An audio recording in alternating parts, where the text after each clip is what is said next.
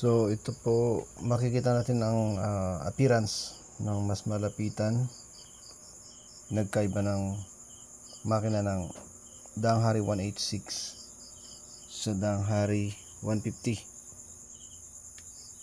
So ito ang kanyang makina, appearance ng kanyang makina.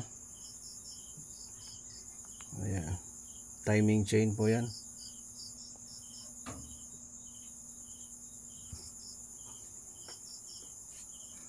Ayan, and then yung kanyang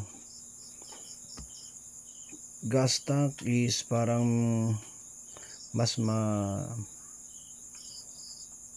slim po siya kaysa dun sa gas tank ng 150. Medyo may pagka rectangle. And then ito yung pinagkaiba pa nila na isa, meron siyang fuel gauge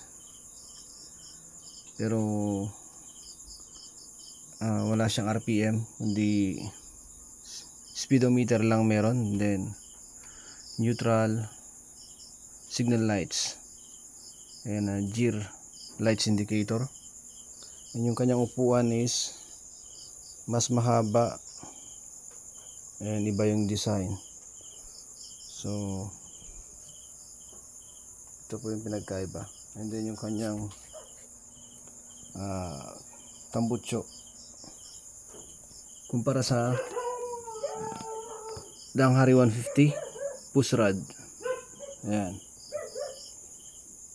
mas malapad yung kanyang tangke sa tagiliran. Ayan po pinagkaiba.